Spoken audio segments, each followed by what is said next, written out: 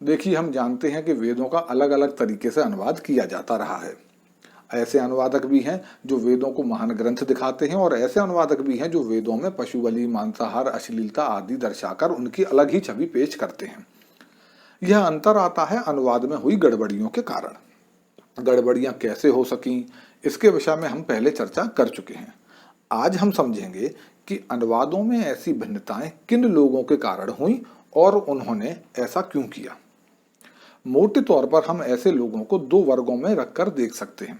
एक वे जो अपने हित को साधने के उद्देश्य से अनुवाद कर रहे थे, और एक वे जो हजारों साल पुराने समय में लिखे गए वेदों की भाषा का, उनके दर्शन का, उनकी संस्कृति का उतना ज्ञान नहीं रखते थे जितना कि सही अनुवाद करने के लिए होना चाहिए, जिस कारण उनसे अनजाने में कुछ मंत्रों में गलत अनुवाद हो गए। इसलिए चाहे वेद हो या कोई अन्य धर्म ग्रंथ, उसके विषय में किसी के विचारों को मानने से पहले आप कम से कम दो बातों पर अवश्य गौर करें। पहली बात कि ग्रंथों की व्याख्या करने वाले का उद्देश्य क्या था, और दूसरी बात कि क्या ग्रंथ को पढ़ने वाले में उसे समझने की पूरी योग्यता थी। तो चलिए फिर से अपनी बात पर आते हैं और पहली श्रेणी के लोगों को थोड़ा सा समझते हैं। देखिए, भारत में अनेकों मत, पंथ और विचारधाराओं का अस्तित्व रहा। स्वाभाविक है कि इनमें एक दूसरे से श्रेष्ठ दिखने की होड़ भी रही।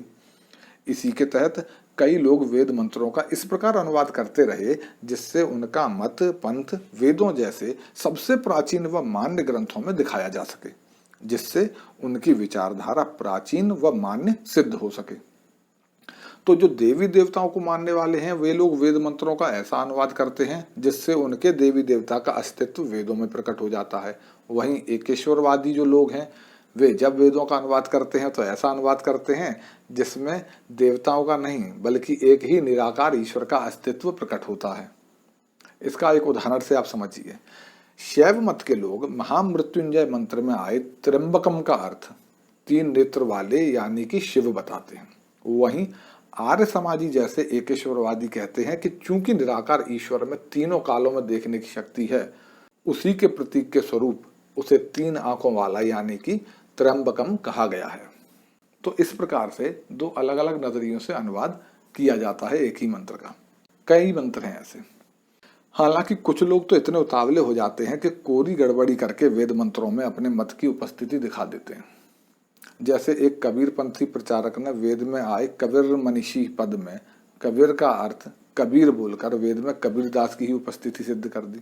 न केवल भारतीय बल्कि विदेशी मत भी वेदों में अपनी उपस्थिति दर्शाने को आतुर हो जाते हैं। जैसे यजुर्वेद के 40वें अध्याय के प्रथम मंत्र में ईशावास्यम पद आया है। इसमें आई ईशा को ईसा मसीह बताकर उन्हें भी वेदों में उपस्थित दिखा दिया जाता है। इसके अलावा लोग अपने विचारों व कार्यों को धर्म सम्मत दिखाने के लिए भी ऐसा कलाकारी करते हैं। आज आप अपने आसपास देखिए, लोगों के विचार, नैतिक मूल्य अलग अलग होते हैं। किसी के लिए जीव हिंसा और मांसाहार घोर पाप है तो किसी के लिए सामान्य सी बात है। किसी के लिए जो चीज अश्लील है वो किसी के लिए नॉर्मल है। प्राचीन काल में भी ऐसी किस्मों के लोग रहे। चलिए और ठीक से समझिए। प्राचीन काल में दैत्य गुरु शुक्राचार्य, रावण आदि जैसे विद्वान भी थे ना। यह ज्ञानी माने गए हैं, ऋषियों के पुत्र थे, वेदों का भी उत्तम ज्ञान रखते थे। लेकिन आचरण कैसा था? तो विद्वान होना और नैतिक होना दो अलग अलग बातें हैं। लोगों की किडनियां बेचने वाले डॉक्टर और बड़े बड़े घोटाले करने वाले भ्रष्टाचारी भी विद्वान ही होते हैं। अतीत में भी शुक्राचार्य व रावण जैसे कई अनैतिक आचरण वाले विद्वान रहे होंगे। ऐसे विद्वान वेदों की कैसी व्याख्या करते होंगे? इन्हीं के गुण मध्यकाल में सायण व महीधर जैसे आचार्यों में भी रहे। आज भी तो आपको अनेकों बदमाश बाबा दिखाई दे जाते हैं। पहले भी होते थे, बस पकड़े नहीं जाते थे। तो संभवतः ऐसे ही आचार्यों के कारण सनातन परंपरा में पशु बलि, अश्लीलता और भेदभाव का चलन बढ़ गया होगा। आप देखेंगे तो आप पाएंगे कि ऐसे भी बदमाश हुए हैं जो सती प्रथा जैसी दुष्टता को भी वेद सम्मत दिखाने के लिए ऋग्वेद के इस मंत्र को मिलावट के द्वारा अपने समर्थन में प्रस्तुत कर देते हैं।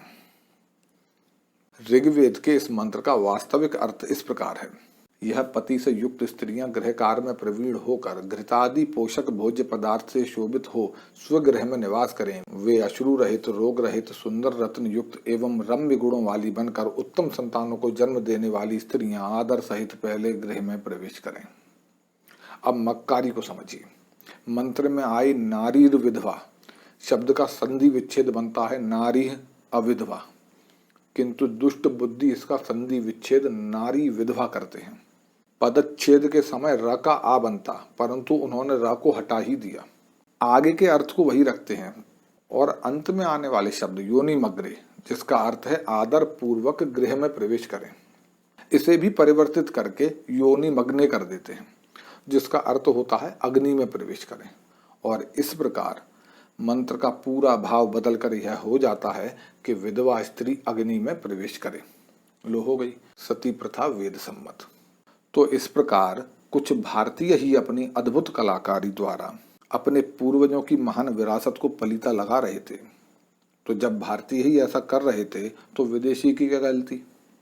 वो क्यों पीछे रहे? उसे भी कलाकारी दिखाने का अधिकार है, उन्होंने भी दिखाई। तो अधिकतर जो विदेशी इतिहासकार थे वे अपने देश व अपनी संस्कृति के प्रति अधिक समर्पित थे। ऐसे में वे भारत की संस्कृति को अपने से श्रेष्ठ कैसे मान सकते थे?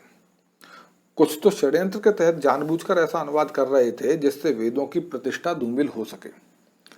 देखिए, जब भारत में अंग्रेजी हुकूमत थी तब अंग्रेजों का फोकस इस बात पर था कि भारतीयों के दिमाग में यह बात भर दी जाए कि उनके पूर्वज अज्ञानी और कमजोर थे और अंग्रेजों के पूर्वज ज्ञानी और साहसी और सभ्य लोग थे। यानी हम हमेशा से ही तुमसे श्रेष्ठ हैं, तभी तो आज हम तुम पर राज कर रहे हैं और यह तुम्हारे लिए अच्छा है। हमारे साथ रहोगे तो तुम भी तरक्की करोगे, ज्ञानी बनोगे, इसलिए खुशी खुशी हमारी गुलामी में लगे रहो। न केवल अंग्रेज शासक बल्कि विदेशी मतों और मजहबों के कई प्रचारक ऐसा कर रहे थे ताकि भारतीय अपने धर्म व संस्कृति को हीन मानने लगें और उनका आसानी से धर्म परिवर्तन कराया जा सके। आर्य आक्रमण षड्यंत्र रचने का दौर भी यही था। मैकाले और मैक्स मुलर वे लोग हैं जिन्होंने भारत की अंग्रेजी शिक्षा व्यवस्था और इतिहास को आकार दिया। आज के पढ़े लिखे लोग अक्सर मैक्स मुलर द्वारा किए वेदों के अनुवाद का हवाला देते हैं। आप जरा इन मैक्स मुलर महोदय के पत्र पढ़ लीजिए, समझ जाएंगे कि इन्हें विद्वान कहना ज्यादा बेहतर होगा या धर्म परिवर्तन कराने वालों का मास्टरमाइंड। तो अंग्रेजों ने ऐसे ही लोगों के अनुवाद को सत्य की तरह पढ़ाया, जिससे भारत में ऐसी पढ़ी लिखी जमात तैयार हुई जिसके लिए वेदों का वही अर्थ, वही स्वरूप था जो अंग्रेजों ने उन्हें दिखलाया था। अंग्रेजों के जाने के बाद भी यह साजिश जारी रही। स्वतंत्र भारत की शिक्षा व्यवस्था पर और विशेषकर इतिहास लेखन पर माओवादी कम्युनिस्ट विचारधारा के लोगों की पकड़ लगातार बनी रही। आप सामान्य बुद्धि से सोच लीजिए, देश को गुलाम रखने वाले लोग, अपने मजहब का सही गलत तरीके से प्रचार प्रसार करने वाले लोग, माओवाद जैसी राष्ट्र व धर्म को नकारने वाली विचारधारा मानने वाले लोग किस उद्देश्य से वेदों का अध्ययन करेंगे, किस उद्देश्य से उनका अनुवाद करेंगे? हालांकि जो हमने चर्चा की इसका यह अर्थ नहीं है कि हम सभी अनुवादकों को जानबूझकर गलत अर्थ करने वाला माने। अक्सर गलतियां तब भी हो जाती हैं जब अनुवादक को अनुवाद करने हेतु पर्याप्त ज्ञान न हो, और कई बार कालखंड व संस्कृति की भिन्नता के कारण भी गलतियां हो जाती हैं। यह बात भी हमें अपने दिमाग में रखनी चाहिए। अब इस विषय में हम अगली बार में चर्चा करेंगे। धन्यवाद।